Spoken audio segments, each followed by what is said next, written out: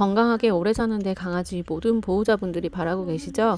저도 반려견 건강에 대해 공부하다 보니 장수하는 강아지들에게는 몇 가지 공통적인 특징이 있더라고요. 물론 모든 강아지에게 똑같이 적용되는 정답은 없지만 오래 건강하게 지내는 아이들을 보면 보호자가 매일 챙겨준 작은 습관들이 쌓여 있는 경우가 많았습니다. 그래서 오늘은 그 중에서도 꼭 알아두면 좋은 장수견의 특징 3가지를 정리해 보려고 합니다. 내 반려견과 오래도록 건강하게 함께하고 싶은 보호자님이라면 오늘 영상 끝까지 시청해 주시고 아래 고정 댓글 링크로 신청폼을 남겨주시면 무엇을 해야 할지 막막한 견주분들을 위한 장수 공식 전자책도 무료로 보내드릴게요. 여러분, 세계적으로 유명한 장수견들을 보면 정말 신기한 공통점들이 있습니다. 호주에는 29년 넘게 살았던 강아지 블루이가 있었고 영국에는 25살까지 살았다고 알려진 콜리 브렌불이 있었습니다.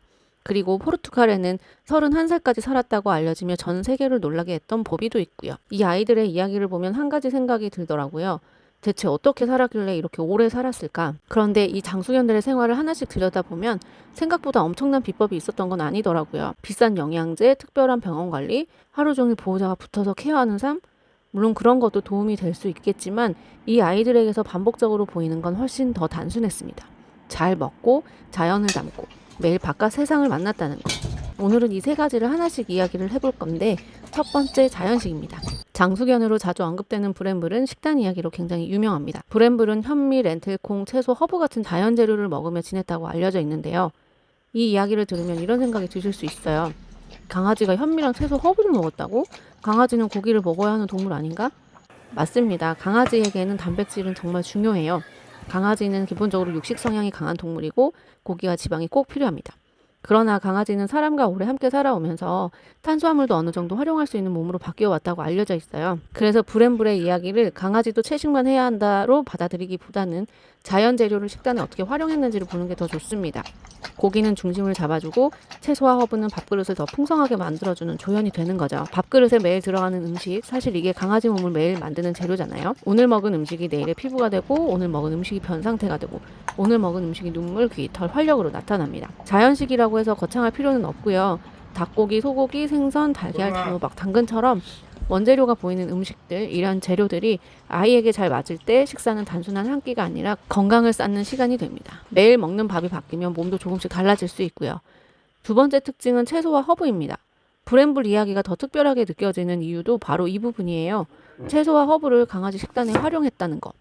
처음 들으면 조금 낯설지만 생각해보면 강아지들은 산책하다가 풀냄새 맡고 흙냄새 맡고 가끔 풀을 뜯으려고도 하잖아요. 자연의 향, 식물의 냄새, 흙의 느낌에 굉장히 민감한 동물입니다. 강아지가 먹을 수 있는 채소들은 식단에 꽤 좋은 변화를 줄 수 있어요. 익힌 당근, 단호박, 브로콜리, 애호박, 양배추 같은 채소들은 강아지 식단에 자주 활용됩니다. 채소는 식사의 색깔을 바꿔주고 씹는 재미를 주고 포만감도 더해주죠. 특히 살이 잘 찌는 아이들 있죠. 밥은 줄였는데 계속 배고파하고 보호자는 마음 약해져서 간식 하나 더 주고 그러다 체중은 또 늘고요. 이럴 때 적절한 채소를 활용하면 밥그릇의 만족감이 달라집니다. 강아지 입장에서는 오늘 밥이 좀 푸짐한데 싶을 수도 있고요. 허브도 재미있는 포인트입니다. 파슬리, 바질 같은 허브는 소량으로 향을 더해줄 수 있고 식사에 변화를 줄 수 있어요. 처음에는 아주 조금, 정말 손톱만큼 한두 조각부터 시작해보세요. 물론 호불호가 있을 수 있으니까 싫어한다면 굳이 주진 마시고요. 세 번째 장수견의 특징은 매일 햇빛, 흙, 바람을 쐬었다는 겁니다. 저는 이 부분이 정말 중요하다고 생각해요. 장수견 블루이를 보면요. 블루이는 호주의 목장에서 지낸 오스트레일리안 캐틀독이었습니다. 가만히 소파에 누워만 지낸 강아지가 아니라 넓은 자연 속에서 움직이고 일하고 바람 맞으며 살았던 아이죠. 포르투갈의 보비도 마찬가지예요. 보비는 시골 마을에서 자유롭게 지낸 강아지로 알려져 있어요. 문을 열면 흙이 있고 나무가 있고 바람이 있고 햇빛이 있는 환경이었던 거죠. 여기서 우리가 떠올려 봐야 할 장면이 있어요. 하루 종일 집안에서 보호자만 기다리는 강아지.